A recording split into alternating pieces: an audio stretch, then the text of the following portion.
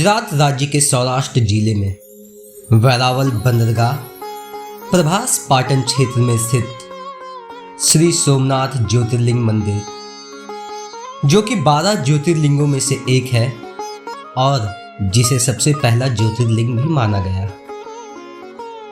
क्या आपको पता है, इतिहासकारों का माने तो इस मंदिर को 17 बार तोड़ा गया और हर बार इसे बनाया गया। सर्वप्रथम इस मंदिर का अस्तित्व ईसा के पूर्व में था और जहां पे फिर से इसे 7वीं सदी में वल्लभी के मैत्रिक राजाओं ने पुनर्निर्माण करवाया, परंतु फिर से इसे नष्ट किया गया और सिंध के अरबी गवर्नर जुनैद ने इसे नष्ट किया।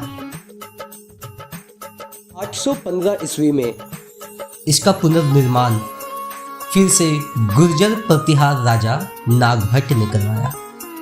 दुर्भाग्य से इसे फिर से नष्ट किया गया और इस बार ये समय था 1024 ईस्वी, जो इतिहास के पन्नों में दर्ज सोमनाथ मंदिर पे सबसे भयावह हमला था जिसे महमूद गजनवी ने किया था। और कहते हैं कि मंदिर की पूरी संपत्ति लूट ली गई और बुरी तरह से इस मंदिर को ध्वस्त किया गया और हजारों की संख्या में लोगों को मारा गया जो वहां उस समय पूजा करने के लिए आए हुए थे। हालांकि आज जो मंदिर मौजूद है वह सौराष्ट्र के पूर्व राजा दिग्विजय सिंह ने 8 मई 1950 को इस मंदिर की आधारशिला रखी और 11 मई 1951 को भारत के प्रथम राष्ट्रपति डॉक्टर राजेंद्र प्रसाद ने मंदिर में ज्योतिर्लिंग को स्थापित किया। वर्तमान भवन के पुनर्निर्माण के कार्य में स्वतंत्रता पश्चात सरदार वल्लभ भाई पटेल ने मुख्य भूमिका निभाई और डॉक्टर राजेंद्र प्रसाद ने इसे राष्ट्र को समर्पित कर दिया। लेकिन आज हम लोग सोमनाथ मंदिर के इतिहास पे बहुत ज़्यादा नहीं जाएंगे। आज हम लोग जानेंगे कि कैसे चंद्रदेव ने, जो कि ऋग्वेद में यह घटना अंकित है कि कैसे चंद्रदेव ने यहाँ शिवलिंग की स्थापना की और फिर कैसे हुआ सोमनाथ मंदिर की स्थापना।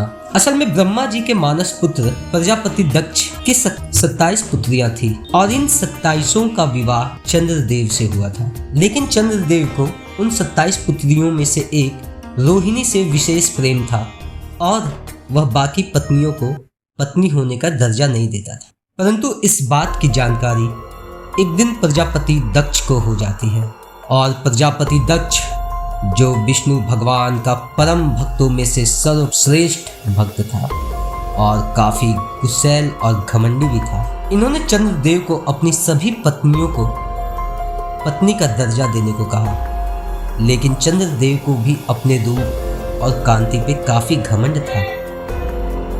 उसने अपने ससुर राजा दक्ष की बातों को अनसुना कर दिया, परंतु राजा दक्ष भी कहां कुछ समझने और सोचने वाले थे। राजा दक्ष ने तत्पश्चात भरी सभा में चंद्रदेव को उनके द्वारा दिए गए गलती का इतना बड़ा श्राप दे डाला जिससे पूरे ब्रह्मलोक में सन्नाटा पसर गया।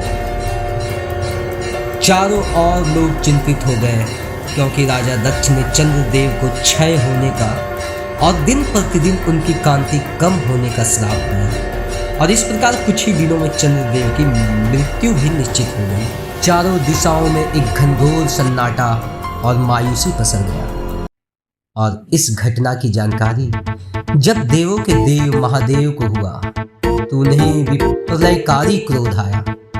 हालांकि अब इस श्राप से मुक्ति और चंद्रदेव के प्राण बचाने के लिए मात्र एक ही उपाय थे और वह था मार्कंडेय ऋषि द्वारा रचित महामृत्युंजय मंत्र का जाप और भोलेनाथ की पूजा अर्चना। क्योंकि ऐसा माना जाता है कि किसी भी प्राणी के अकाल मृत्यु को सिर्फ महामृत्युंजय मंत्र से ही, और मार्कंडेय ऋषि को खुद भी इसी मंत्र द्वारा जीवन का अमृत प्रदान हुआ था। परंतु मार्कंडेय ऋषि ने अब तक इस मंत्र को सार्वजनिक नहीं किया था, जिसके कारण हर कोई इस मंत्र का जाप, उच्चारण नहीं कर सकता। और इसलिए माता सती, जो कि प्रजापति दक्ष की ही पुत्री थी, ने स्वयं मार्कंडेय ऋषि से इस मंत्र को सार्वजनिक करने का निवेदन किया। और फिर चारों दिशाओं से सभी पुजारी, पंडितों और आम जनों को प्रभास क्षेत्र में आने का निमंत्रण दिया गया, जो राजा दक्ष के क्षेत्र से बाहर पड़ता था। वहाँ चंद्रदेव आधे से ज़्यादा क्षय रूप में परे अपने मृत्यु के काफ़ी निकट थे, और तभी चारों ओर से लोग महामृत्युंजय मंत्र का जाप करना शुरू कर दिया। और अंततः भगवान महाकाल शिव जी प्रसन्न होकर वहाँ प्रकट हुए और चंद्रदेव को जीवन का अमृतत्व प्रदान किया। लेकिन प्रजापति दक्ष के श्राप में इतना बल था कि उसे जीवन प्रयत्न तक जीवित रखने के लिए भोलेनाथ ने अपने शीश में चंद्रदेव को स्थान दिया, और ये भी कहा कि राजा दक्ष के श्राप के कारण चंद्रदेव का शरीर शुरुआत के 15 दिनों तक घटता जाएगा और फिर अगले 15 दिनों तक बढ़ता जाएगा, और अंततः वह अपने संपूर्ण रूप को प्राप्त कर पाएंगे। और इसे ही लोग अमावस्या और पूर्णिमा के रूप में जानने लगे। चंद्रदेव का वह रूप जब वह अपने अंत स्वरूप में होते हैं तो इसे अमावस्या, और चंद्रदेव जब अपने संपूर्ण रूप को प्राप्त करते हैं तो इसे पूर्णिमा कहा गया। चंद्रदेव अपने इस अभयदान से प्रसन्न होकर उन्होंने महादेव की पूजा अर्चना की और अपने हाथों से उसी प्रभास क्षेत्र में एक विशाल शिवलिंग की स्थापना की, जिसे आज हम सभी सोमनाथ महादेव के नाम से जानते हैं।